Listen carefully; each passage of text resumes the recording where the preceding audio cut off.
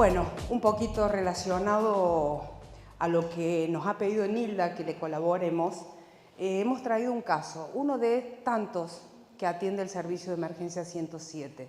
Cuando vimos hace, bueno, no sé, no vamos a decir tanto, pero más de 20 años, más de 25, ya estamos tirando en las emergencias médicas, hemos visto que siempre tenía una estacionalidad, ¿sí? Siempre se veían más en invierno, incendios. Hoy no. El año pasado tenemos hasta noviembre, que es la recopilación de datos que hicimos en el servicio 107, casualmente porque me pidieron una ponencia en el Congreso Argentino de Quemados. Nosotros llevábamos durante todo el 2024 hasta septiembre, llevábamos 19 muertos en Córdoba, en la ciudad de Córdoba, datos 107, pero a nivel país en la comparativa daba arriba de 600. ¿Sí? Bueno, con esta breve introducción, sabemos que estamos medio apurados con el tiempo, traemos un solo caso. Este es un incidente de los que vivimos a diario, un incendio domiciliario, lo tenemos como el 5.871, que vamos desde que fue el 16 de abril de este año, así que es un caso reciente el que le traigo, y ya veníamos con 5.871 casos atendidos, no de incendio, ¿no? El 107 en ese tiempo veníamos atendiendo estos prácticamente 6.000 incidentes. La próxima. Bien. En el enfoque que nos han pedido y en referencia a las preguntas que nos han venido haciendo personal técnicos de bomberos, policías, rescatistas, socorristas, primeros respondientes, le voy a ceder para aclarar algunas dudas sobre todo lo que es escena, seguridad, situación, abordaje, cuidados, a mi compañero Mauricio. La parte médica, con lo que continúa de este caso clínico, de estas 4 personas que sufrieron un incendio domiciliario, los cuales una de las víctimas es el caso que yo les traigo para que lo trabajemos en conjunto, pero quería darle un espacio a Mauricio para que pueda, en cierta manera, abordar algunas de las preguntas que ustedes hicieron, ¿sí? Muchas gracias, doctora. Buenas tardes a todos. Gracias por la oportunidad, a todas las autoridades.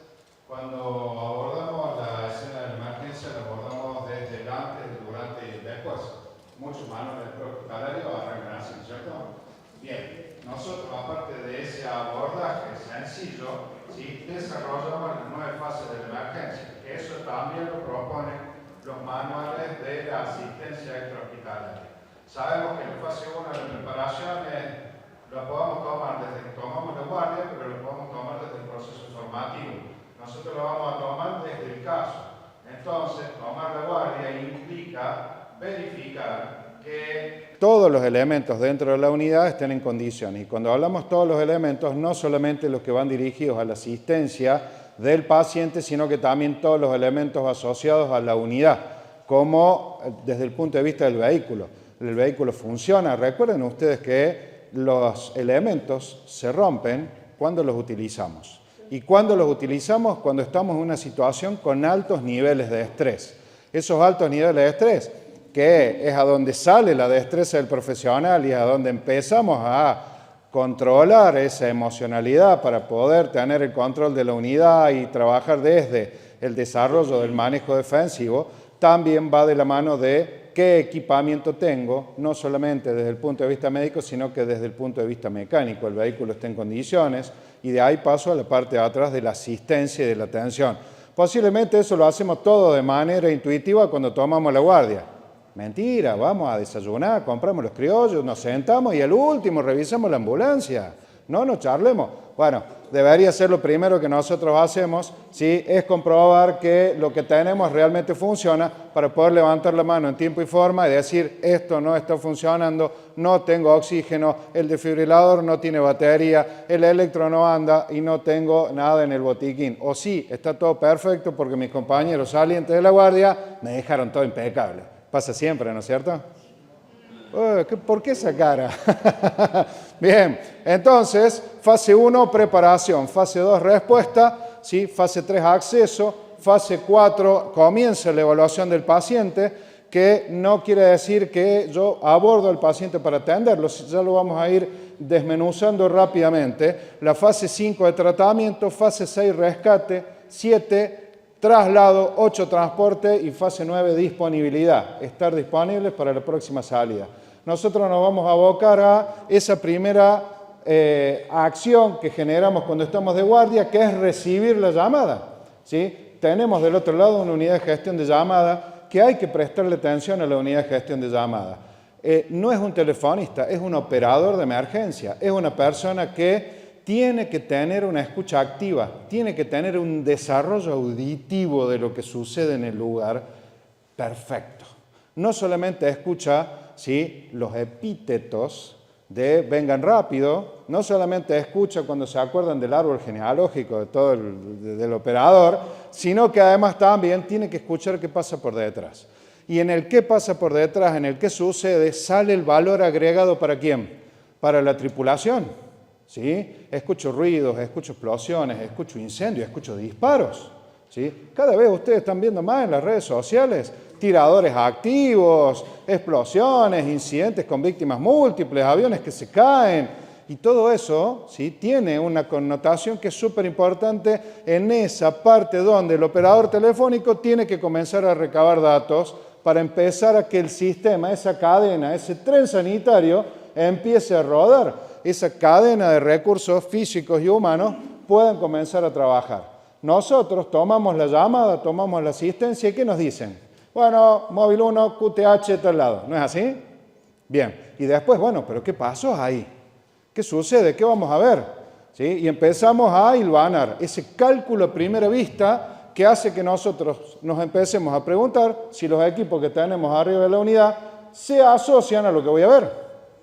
Porque es ahí donde metemos la pata, chicos. ¿Sí? Vamos a un incendio. Me olvidé cargar el tubo de oxígeno. Hay como una cuestión de que a veces pasa o no.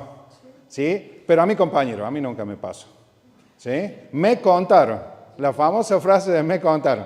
¿Sí? Entonces, ese cálculo a primera vista nos va a dar a nosotros varias pautas. ¿Sí? Una de las principales pautas es a dónde voy a ir, cuál es el domicilio, cuál es el lugar, dónde está emplazado, qué recursos yo necesito. ¿Mi vehículo llega hasta donde me están enviando? ¿Mi vehículo está en condiciones de ingresar ahí? ¿Sí? Sabemos que todos los municipios, o la mayoría de los municipios, o estamos en el llano o estamos en la sierra.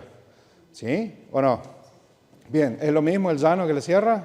¿Es la misma característica vehicular? ¿Son los mismos equipos? Bueno, entonces tenemos que empezar a hacer ese trabajo minucioso sobre que los recursos tienen que ser los adecuados a, no solamente al terreno, sino que también al análisis de la casuística sinestral para saber con qué nos encontramos, con qué nos vamos a encontrar. ¿Sí? Bien, entonces, interpretar códigos, priorizarlos a través de la central de despacho es súper importante.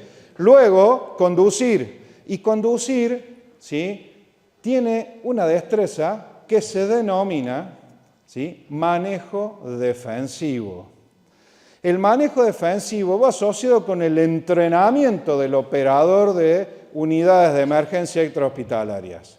Ustedes saben que prender la sirena psicológicamente aumenta el 20% la velocidad. ¿Sí? Bien, y entonces, ¿por qué me da derecho a mí prender la sirena para hacer un semáforo en rojo? ¿Sí? Entonces, tenemos que estar entrenados, tenemos que saber que ese movimiento rectilíneo uniformemente variado puede, ¿sí?, estar involucrado en un siniestro vial y termina de ser rectilíneo y termina de ser uniformemente variado y colisionamos. ¿Sí? Y queda la unidad inoperable, pero también estamos haciendo algún daño. Entonces es súper importante que nos entrenemos en manejo defensivo. ¿Sí? el Instituto 107 da el curso. Ah, no hay que hacer el chivo ahora. ¿Sí? Bien, después lo comentamos. ¿Sí? Bien, entonces, manejar de manera defensiva, preventiva, adelantándonos a los movimientos que puedan suceder los terceros, pero también estar preparados para poder transportar al paciente. La doctora Roxana Pedernera tiene una clase que está fantástica. Algún día, si nos dejan, la vamos a compartir sobre qué pasa con los movimientos y el paciente. Una desaceleración brusca, ¿sí?, puede hacer que el paciente empeore hemodinámicamente. Entonces, tenemos que saber qué hacemos al volante. ¿De acuerdo? Hay que entrenarse para eso. Tenemos que capacitarnos para eso. Pero bueno, llegamos al lugar. ¿Y qué hacemos? ¡Oh, vamos a un incendio! Muchos, ¿sí?, tenemos ganas de ir a los siniestros, ¿sí?, porque nos entrenamos para eso. Es como que queremos ver adrenalina, ¿sí? Bueno, entonces llegamos y lo primero que tenemos que hacer es saber, ¿sí?, a qué nos enfrentamos, que era ese cálculo a primera vista. Segundo, trabajar interdisciplinariamente. Nosotros en la unidad de gestión de llamada tenemos conexión directa con la policía y con bomberos para saber cómo es el sistema de cascada de respuesta, ¿sí? Si vamos a un incendio o nos llaman a nosotros primero, hablamos, consultamos. Sí, bombero, ¿están avisados? Estamos yendo a esta salida. Sí, nosotros estamos llegando al lugar. Sí, hay un móvil en el lugar que está haciendo el perímetro. ¿De acuerdo? Y eso nos condiciona positivamente, porque es a donde nosotros tenemos que identificar las distintas zonas de trabajo, ¿sí? Mucho material bibliográfico habla de la zona roja, zona amarilla y zona verde. Está bárbaro el material bibliográfico. Ahora, la experiencia y el trabajo en conjunto interdisciplinario hace que lo podamos identificar. ¿Cuál es la zona roja? ¿Cuál es la zona amarilla? ¿Y cuál es la zona verde? ¿De acuerdo? ¿Para qué? Para saber dónde vamos nosotros. La unidad, la ambulancia, no va en la zona roja. En la zona roja van las unidades de respuesta, ¿sí?, que están entrenadas. Recién escuchaba que decían, me meto a un incendio. Tengo el entrenamiento de bombero, soy bombero, tengo el equipo estructural, tengo una protección de mi aparato respiratorio, tengo un ERA, ¿sí? ¿Tengo un equipo de respiración autónoma? No. Entonces ahí donde ustedes tienen que enseñarle a la gente que lo importante acá es identificar la emergencia y llamar rápidamente. Saben que si entra ese paciente, apenas ingresa en un ambiente contaminado, en un ambiente tóxico, el humo le va a irritar las vías respiratorias, le va a irritar los ojos, va a perder la visión, va a empezar a toser, hace 20 metros y se transforma en una víctima más. ¿O no? Bueno, entonces ustedes tienen que promulgar que eso no suceda y sí activar rápidamente el sistema de emergencia. ¿De acuerdo? Bien, bueno, estacionamos. Lugar, fecha, ¿sí? QTH, como dice la radio, tienen un QTH, tienen una salida, ¿sí? Seguimos usando los códigos Q como era antes, por más que los equipos que tenemos son de alta fidelidad, nos encantan esas cosas, ¿sí? Bien, y empezamos a trabajar con todo el mundo, trabajamos con bomberos, trabajamos con la Guardia de Seguridad contra Incendios, trabajamos con el DUAR, trabajamos con Defensa Civil, todos en el lugar.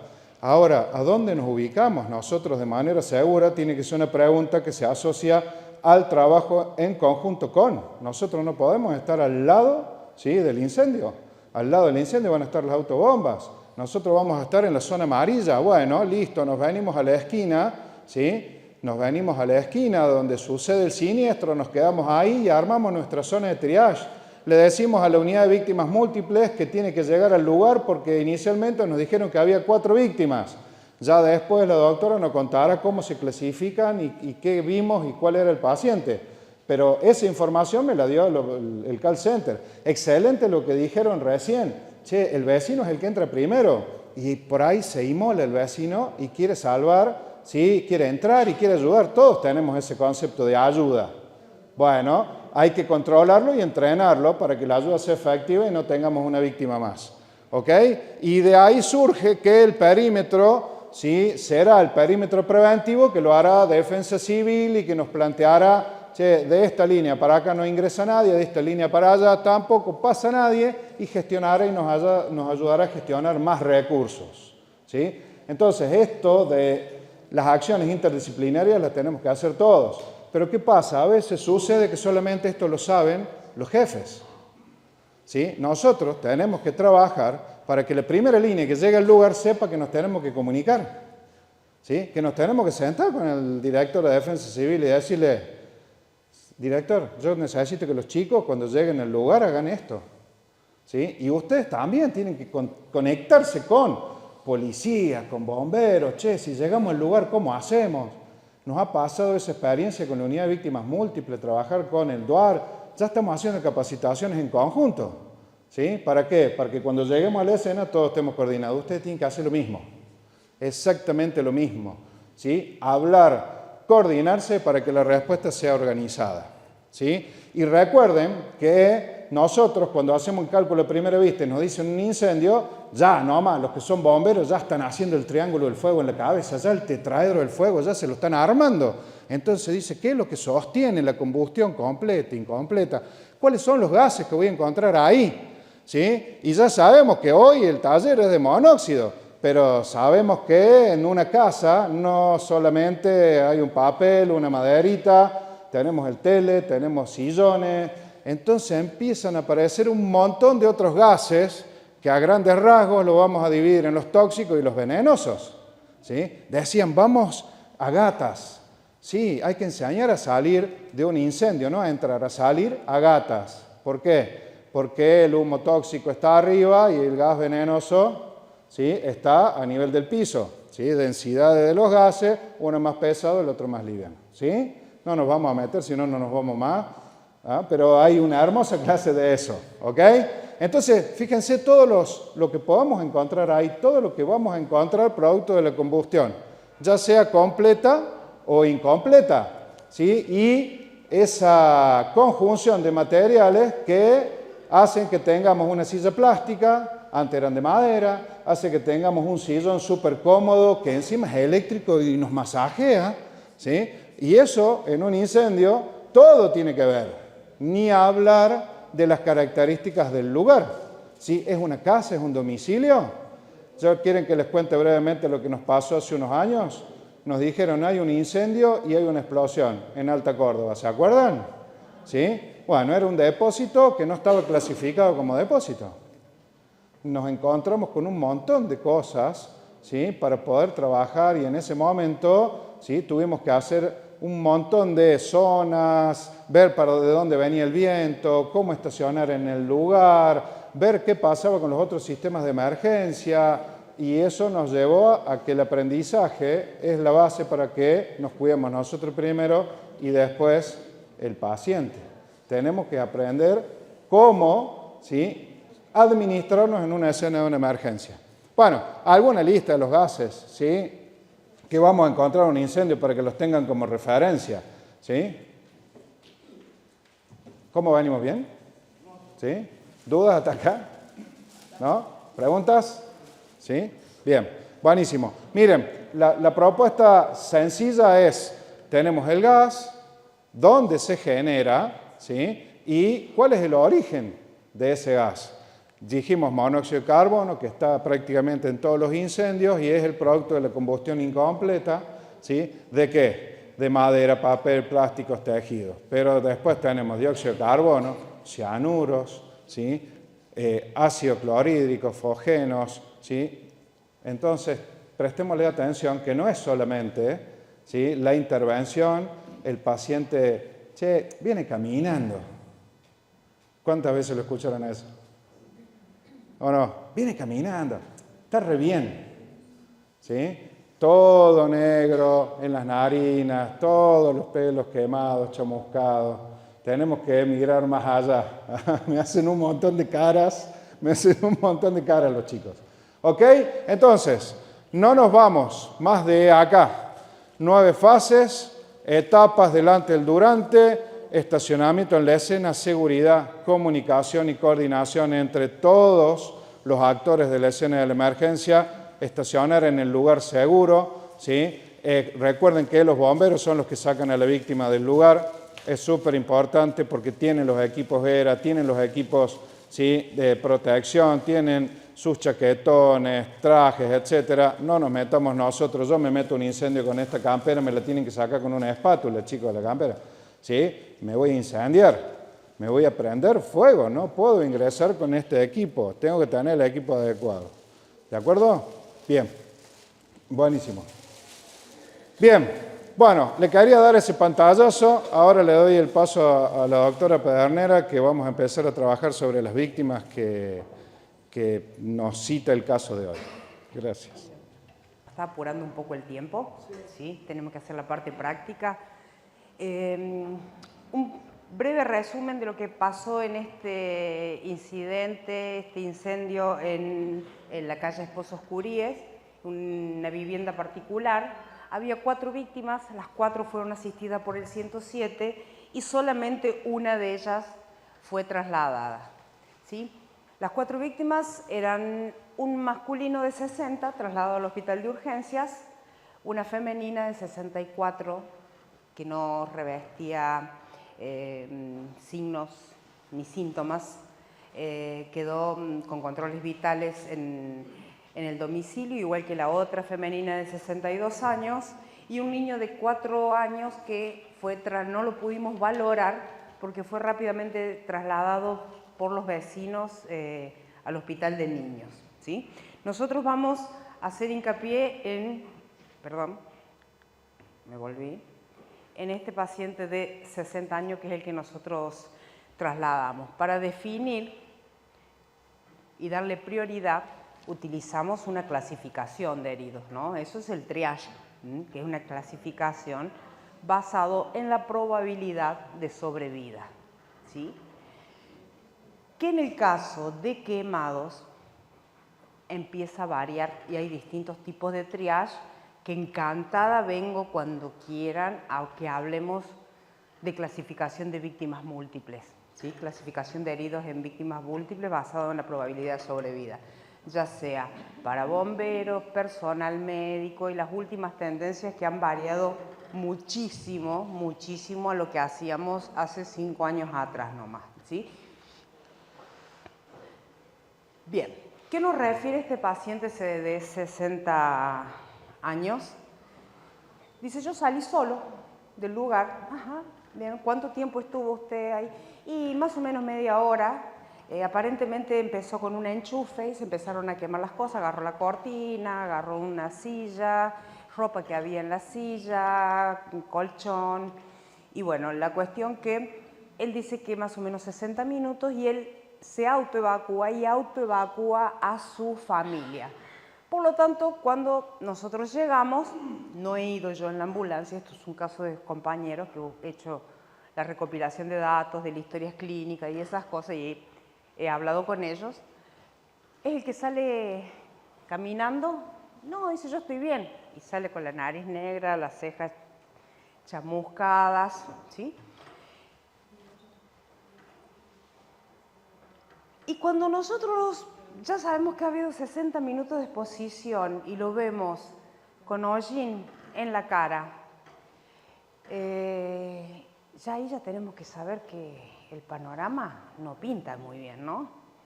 No hablemos si está inconsciente, estamos diciendo que ha salido caminando solo. De hecho, yo estoy re bien, pero yo le veo la nariz hollín, me dice que hace 60 minutos que ha evacuado a su...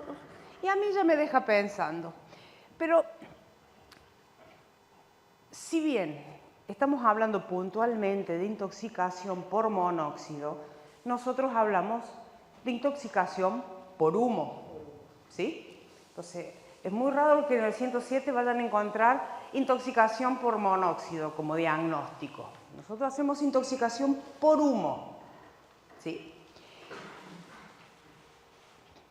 Pero no deja de ser un paciente traumático porque en el estrés de querer escapar, en la reacción de defensa, se caen, se tropiezan, se tiran de escaleras, se tiran de pisos superiores. Entonces, primero es un paciente traumatizado, ¿sí?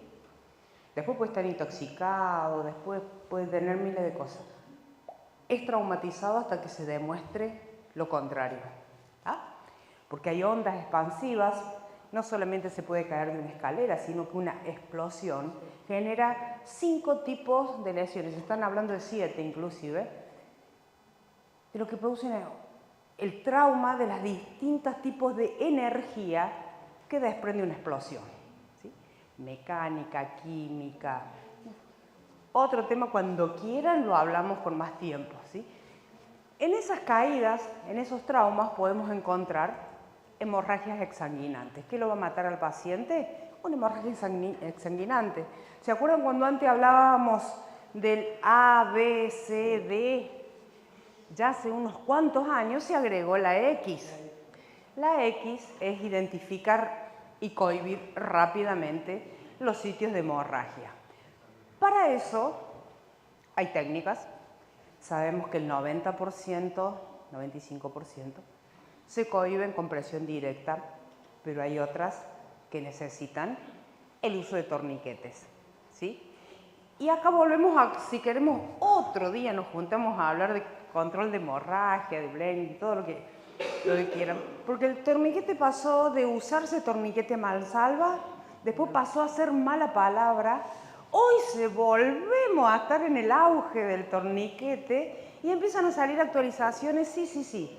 Pero ojo con el torniquete que en los últimos estudios ha demostrado generar más lesiones porque ha sido en este boom de colocar torniquetes a todos, se nos está yendo la mano. Nosotros no, porque no son las motos, tienen los móviles no. Pero bueno, es aparte eso. Así que control de hemorragia cuando quieran, a disposición también para ustedes, gente. Después vemos si habla sin dificultad. Sí, hablaba sin dificultad, no tenía ronquera, no tenía estridor, estaba lúcido en todo lo que nos decía, pero se le veía ese hollín en la cara y en la lengua. Sacaba la lengua y la lengua estaba negra. Eso ya nos hace pensar en la quemadura de la vía aérea. Después vemos si ventila. La B. Pero bueno, la B ahí está en inglés, ¿sí? Nosotros la B de ventilación nuestra con B corta, pero los guiamos por eso. Vemos la frecuencia respiratoria un poquito aumentada. Vemos que el tórax simétrico, porque se puede caer, quebrar, hacer un neumotórax o tener en la huida un empalamiento, un corte, algo que se le caiga, un traumatismo de tórax unilateral que haga que una parte del tórax no expanda correctamente, ¿sí? Entonces, siempre tenemos que ver que sea simétrico la frecuencia respiratoria y que se expanda. Y ahí ya no podríamos quedar un poquito más tranquilos. Traje la saturación, ya lo explicó perfectamente Andrés y también la doctora. La saturación de oxígeno no me sirve si no me da ningún valor o me da un valor bajo. Si me da un valor alto, ¿sí? No quiere decir que este 95% sea de oxígeno. A lo mejor de acá hay un 15% de oxígeno y el resto es de monóxido. Perdón, no se estaba escuchando. O vénganse más adelante, a mí me cuesta el micrófono. Entonces, ojo con la saturación, ¿sí? Esto saturaba cuando está, las AA es aire ambiente, sería ¿hola? ¿Sí? ¿Me escuchás? ¿Sí? No, me hiciste, pensé que hacía el señal por ahí. Bien. Después lo que vemos es la perfusión, ¿sí? Hay signos de perfusión muy común que nosotros utilizamos, como es en prehospitalaria, la frecuencia cardíaca, el relleno capilar, la coloración y humedad de la piel como datos. Pero otra vez acá en estos pacientes se nos confunden las cosas, ¿sí? El paciente pálido, cianótico, me da una información, pero el rosadito que nosotros vemos normalmente y decimos está bien, en este caso de intoxicaciones, no. Entonces, ya ese primer contacto que tenemos, esa primera aproximación que nos da el aspecto Ya hay un dato que lo hemos perdido, ¿sí? La frecuencia cardíaca es importante, pero 120 tampoco me dice, si me dice tiene 40 frecuencias, bueno, ahí ya nos entramos a mover un poquito más rápido, ¿no? Pero 120 está asustado, se le ha quemado la casa, después de haber tenido las manos quemadas, unas ampollas nomás en la mano, lesiones menores de segundo grado. Entonces la familia, un niño de 4 años que evacuaron los familiares y él no sabe cómo no, yo tendría 180, no tendría 120 de frecuencia cardíaca, ¿sí? Entonces vemos que tampoco es parámetro. La tensión arterial claramente está aumentada, ¿sí? Porque por más que esté asustado y todo, 170 es mucho. Para tomarle la tensión nos lleva un tiempo, porque no es parte del primer examen que nosotros hacemos en la prehospitalaria, ¿sí? Ese forma parte del segundo examen físico. Pero bueno, lo traigo al dato. La D, déficit neurológico. Ahí vemos el estado de consciente, el estado de alerta, podemos decir, el ABDI, seguramente ustedes los conocen mucho por ahí. Nosotros utilizamos en salud la escala de coma de Glasgow. Este tiene un puntaje máximo de 15 en 15. No refiere cefalea, no refiere náuseas, no refiere vómitos, no refirió nada. Él dice que estaba perfecto. ¿Por qué lo trasladamos? Por la hipertensión, porque era un obeso mórbido, por el tiempo de exposición y porque tenía unas quemaduras tipo B en la mano. Ese fue el motivo del traslado. ¿Estamos? Diagnóstico presuntivo, inhalación de humo, hipertensión arterial, quemadura de la vía aérea superior y flictemas por energía térmica segundo grado en la mano derecha. ¿Qué hicimos? Inmovilización cervical, no sabíamos si se había caído o no, si bien el tema ya de la restricción espinal ha cambiado hace tiempo y ya no se pone tanto collar como antes, ni se usa tanta tabla de raquis como se usaba antes. Otro tema que si me invitan, encantada, hablamos de restricción espinal, ¿sí? Le pusimos oxígeno, no tenemos como dosar, hay métodos no invasivos que se refirió Andrés. Los métodos no invasivos están demostrados que son útiles en víctimas múltiples para un triage, porque si yo tengo 10 con sintomatología, uno puede necesitar traslado antes y otro después, otros a un centro más especializado y otro con oxígeno en un dispensario, ¿sí? Me permite como servicio de emergencia administrar mejor los recursos y no saturar el hospital más cercano. Yo no puedo llevar 10 al hospital de urgencia para que le pongan una máscara de oxígeno. Lo llevo bien lejos. Al hospital de urgencia, al San Roque, al Córdoba, yo lo dejo para meter pacientes con una ventilación mecánica, hiperbárica, soporte hemodinámico, terapia intensiva, quirófano. No puedo saturar los grandes hospitales que tengan neurocirujano, anestesista, con una mascarita de oxígeno. Entonces, para eso me sirve, para un paneo.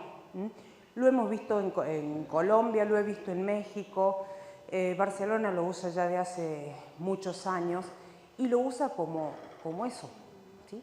Para un paneo y un triage, porque a veces 5 tienen los mismos síntomas, pero unos tienen patologías previas, otros son fumadores, otros etcétera, etcétera, que hace que no sean la misma prioridad de evacuación un paciente con el otro. Hicimos un aporte de oxígeno con máscara y una venoclisis con Riger lactato para mantener vía. Ahí nos apuramos.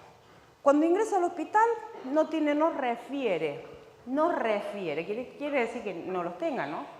Era un obeso mórbido, entró hipertenso, seguramente nos dijo que no tenía controles clínicos, sigue hipertenso, sigue taquicárdico, mantiene más o menos frecuencia respiratoria y saturación de oxígeno, el hollín, una radiografía de tórax que no marca nada, un índice cardiotorácico de 0,5, es decir, no tenía un corazón grande, no parecía tener patologías previas. Un electro, taquicardia sinusal y nada más. Pero cuando entra, encontramos una cohemoglobina de 5,8, una troponina, que son marcadores de enzimas cardíacas, ¿sí?, de 40, una CPK de 122 y los gases en sangre dentro todo bien y una methemoglobina de 0,6. Deciden internarlo, ¿sí? Lo internan, pero él siempre sigue asintomático, no se queja de nada, siempre con 160-90, mejora la frecuencia, no hay cambio en el electro, que después viéndolo, para mí había un ligero aplanamiento de la cara lateral alta, pero bueno, monitoreo cardíaco, electrocardiograma, esas son las indicaciones que da y queda internado con esto, que le hagan curvas de enzima, que hagan las curvas de la cohemoglobina, signos vitales y que siga con oxígeno, ¿sí? Para esto ya habían pasado 12 horas en la guardia. Le vuelven a repetir, porque le habían pedido curva de enzima. 81, sube más la troponina. Se mantiene la CPK, empieza a bajar, ¿sí? Porque ha pasado el tiempo, porque además está respirando con oxígeno. Los gases más o menos se mantienen. Al día siguiente le dan el alta, ¿sí? Porque está estable, sigue hipertenso. Miren la CPK con una fracción MB que también llama la atención. Ya tenía 1 de carboxi, alta ambulatoria, ¿sí? Haciendo este mismo caso, buscándolo, encontramos en la revista de Toxicología del 2024, que lo publica el Italiano de Buenos Aires, el mismo caso, la misma descripción del paciente, donde además al alta le hacen otros estudios, ecocardiograma, transesofágico, angiografía cardíaca, cinecoronariografía, las arterias normales. Entonces decimos, ¿qué pasó acá? Bueno, ¿a qué le traigo a esto? Estos pacientes no hacen solamente, como comentó Andrés, esta anemia hipóxica, sino que hacen daño celular y buscan los músculos, ¿sí? Primer órgano es el cerebro, células nerviosas, y segundo, los miocitos, miocardio, fibras de los músculos. Por eso dice que quedan con ácido láctico rígidos. Bueno, es muy frecuente el daño miocárdico, que por suerte son temporales, se revierten rápidamente, pero pasan desapercibidos en la mayoría. Esto venía apuntado, y tengo para desarrollarlo más, pero por una cuestión de tiempo, y me parece que más específico el nivel de salud, ya a otro, por eso quisiera dejarlo ahí con la conclusión de que por más que salga caminando, por más que salga hablando, por más que nos diga que esté bien, si el tiempo de exposición, ¿sí? Si algunos signos vitales nos llaman la atención, si no tenemos para hacer un screening en masa, es necesario trasladarlo para hacer los exámenes del laboratorio, electrocardiograma, para poder llegar a detectar esta miocardiopatía asociada a la intoxicación por monóxido. ¿Sí? ¿Alguna duda hasta acá? Y bueno, para las otras cosas que dije, los invito cuando quieran. Ustedes invítenme. Bueno, muchas gracias.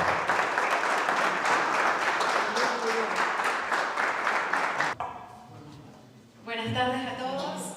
Gracias, doctora Linda.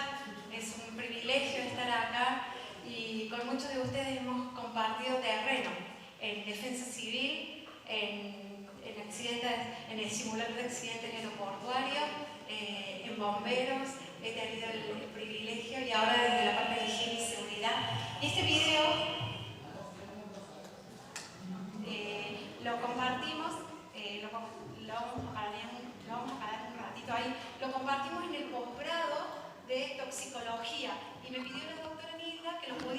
ver hoy por algunas cositas específicas.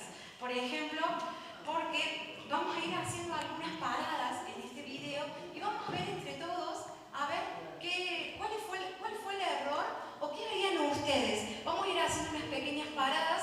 Este es un caso real, ¿sí? Y vamos a ir ahí viendo cuál es la escena, la situación y qué es lo que sucedió que cobró la vida de personas. Estamos hablando de primeros respondientes, como defensa civil, como bomberos, como gente que muchos de la comunidad ya han tenido capacitación en primeros auxilios y han tenido que intervenir a veces.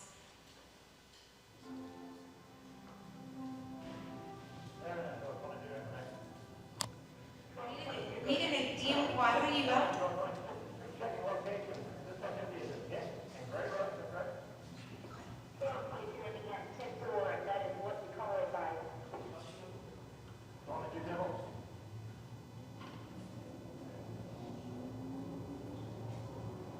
Asisten a un accidente, un policía, posiblemente era de amoníaco anhidro.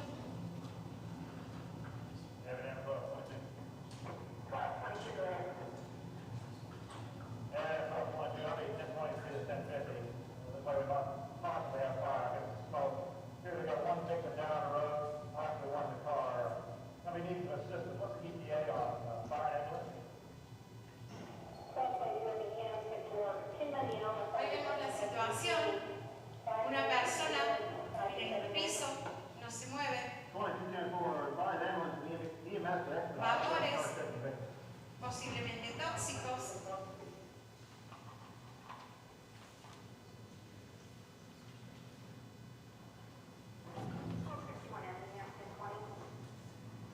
Un vehículo siniestrado a la izquierda. Ahí.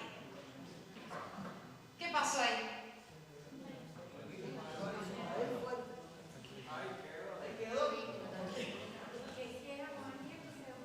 Está bien que él, siendo el viento que está viniendo...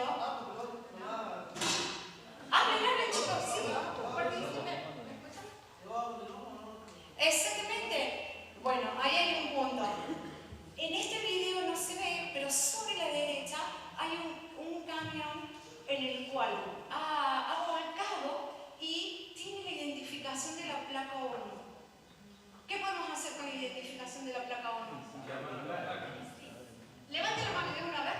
Llamar al número de la placa que se encuentra ahí para saber qué es lo que está. Exactamente, identificar, sí.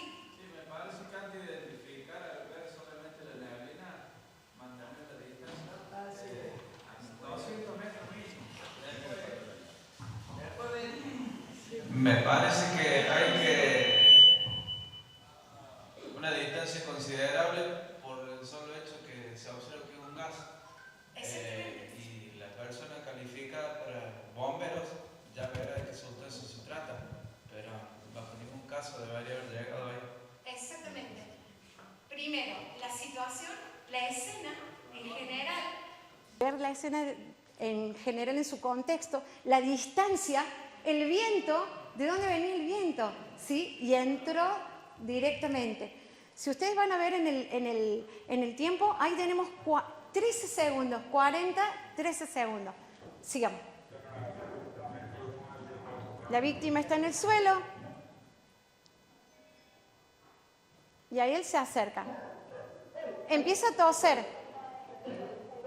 En segundos.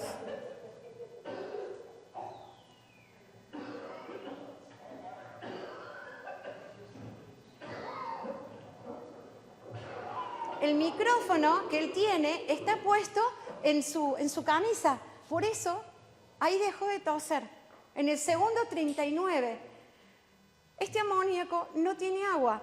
Se usa para fertilizantes, se usa para hacer todo lo que son explosivos y se usa también para realizar líquidos refrigerantes, ¿sí? En ese momento ya cayó ahí. No hubo más movimiento, ¿sí? Por más de haber visto una víctima en el suelo. ¿Seguimos? ya estaban activados los servicios de emergencia, ¿sí? Fue el primero que llegó, policía. El movimiento del pecho del oficial, al inhalar y exhalar el aire para seguir respirando, provocan ese sonido. Él está en el suelo, ya empezó a afectar todas las vías respiratorias, ¿sí? Y él empieza, en 3 segundos empieza a toser. Ese ruido es el ruido de la respiración. Empieza a bajar la frecuencia respiratoria. Por ende, empezamos en un paro respiratorio y pasamos a un paro cardíaco. Un paro cardíaco que cada vez va bajando. Viene la dotación de bomberos.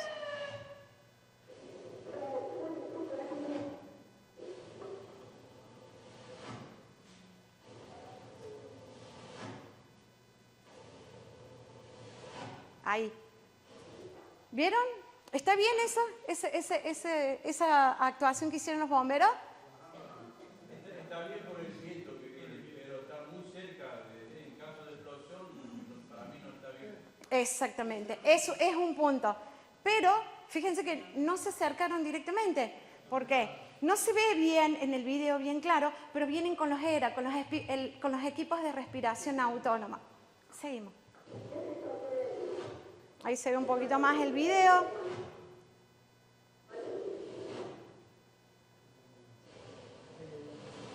Miren la ambulancia. ¿Está bien allá atrás? ¿Qué está haciendo ambulancia? Sí, sí. Exactamente. Exactamente. Y se quedan hasta que la escena sea segura. ¿Sí? Que es lo que dijo un poquito allá el compañero. Dice que si me acerco me tienen que sacar con espátula la campera.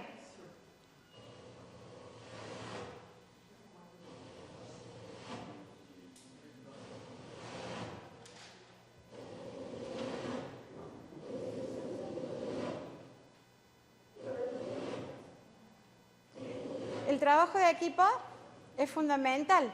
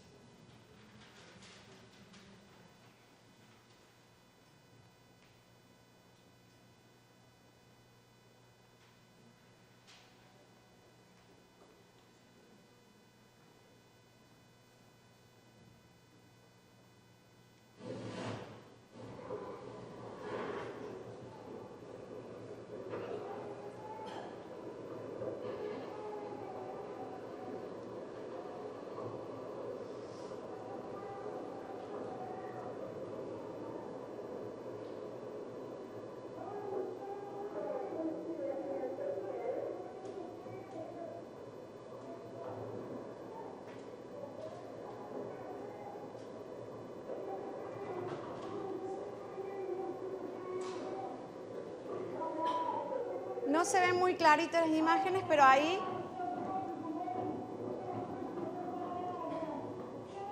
¿qué pasó ahí los bomberos con el agua? A ver, los bomberos, ¿quiénes están? ¿Alguien de bomberos? ¿Los chicos, los bomberos? ¿Le hicieron qué? ¿Qué hizo? ¿Qué hicieron los bomberos para que pudieran trabajar el otro equipo para poder sacar a la víctima? Están bloqueando el humo. Exactamente, sí. Expliquen, chicos. Son ustedes los protagonistas. Sí, bien. De defensa con cono que se llama niebla. Exacto. ¿Para qué? Para que poder detener el avance de los gases, toda la parte, los gases tóxicos, y que el equipo pueda trabajar para poder extraer. Y tienen 2 lugares de trabajo ahí. ¿Cuáles son los 2 lugares de trabajo? Exactamente, el auto, porque el auto, para ver si había más víctimas en el auto, y la otra parte que es la persona que había caído, más el policía, porque no sabíamos cuántas víctimas habían en aquel lugar.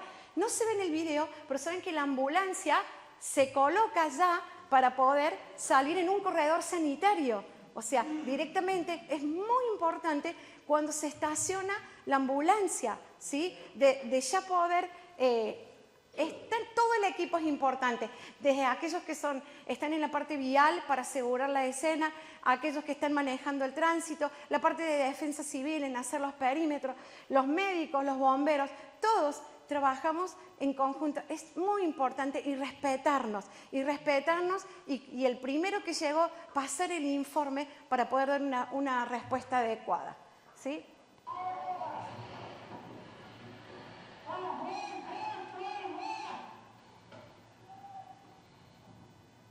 Ahí levantan a la víctima y se van.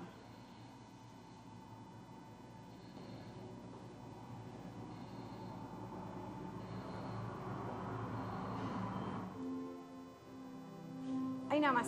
Esto fue a tiempo real la peligrosidad de una sustancia tóxica con vapores. Fueron 26 segundos que fue desde que empezó a toser hasta que cayó ya con sus vías afectadas, 26 segundos. Entonces, la importancia de la primera respuesta, de resguardar a nuestro equipo, de ver los datos, de ser observadores cuando llegamos a la escena. Hay una guía que es la guía de respuesta, que es de Siqueme, ¿sí? Está en papel y la pueden descargar en los celulares y ver qué identificación tiene la placa ONU con los números para poder saber identificar la sustancia y no entrar directamente. Entonces, lo que ellos hicieron, entraron ya directamente con el equipo adecuado para no ser parte del problema y no ser una víctima más, ¿sí? Hoy en día estamos todos con la tecnología, el Play Store es una aplicación que se llama Claro de Code, que automáticamente te trae todo el tema de los materiales peligrosos. Sí, no obstante eso, mi recomendación es que la tecnología te puede fallar, el internet te puede fallar, sí, pero tenemos que tener las dos cosas. La Siqueme salió en el 2024, la última, pero las aplicaciones son rápidas y nos pueden dar mucho más rápido a tiempo real, como dice Facundo, gracias Facu, la aplicación, pero también pensemos que el soporte de papel es viejo, pero puede ser seguro en un momento en que nos quedamos sin batería porque no vino el que tenía la aplicación o lo que pasó. Y ¿me alcanzas, Andrés? Mira, la tengo ahí adentro en el... Y la guía, esta guía nos dice los números de la ONU, la peligrosidad, el riesgo, todo. Se las muestro, está bueno que la puedan tener, pero que trabajemos con una aplicación, ¿sí? Esta ya tiene sus años. Con el número, acá podemos ver qué material es, ¿sí? Poder las distancias, con qué se activa, con qué se inactiva, y solamente tener una de estas, o en la base de comunicaciones, quien recibe la llamada, tirarle el número y quien esté te dice, mira, tal cosa, ¿sí? Entonces tenemos que ver todo el panorama y no quedarnos a lo mejor solamente con la aplicación o con el libro. Cuanto más estemos preparados para responder en la emergencia, es lo más efectivo que vamos a tener como equipo y tener la identificación de la sustancia, ¿sí? Así que bueno, estamos ahí con el tiempo. Gracias por su atención. Fue un poquito rápido, pero bueno. Para otra oportunidad, como los chicos, esto es un poquito un pantallazo. También que sepan que los alcalinos, como el amoníaco, que parece que solamente la parte respiratoria quema dentro del organismo, es alcalino porque colicúa las proteínas, como se dice, va haciendo injuria en salto. Y a veces, si no son duchos, cuando ponen un endoscopio, pueden uno lesionar, porque deja parte sana, parte... Y a lo mejor eso no nos damos cuenta, y después sentimos la quemadura y la lesión importa. Bueno, en 10 minutos leen el caso y pasan y dicen qué les parece. Los casos que reparten, desen vuelta 10 minutos, así terminamos y cerramos el curso.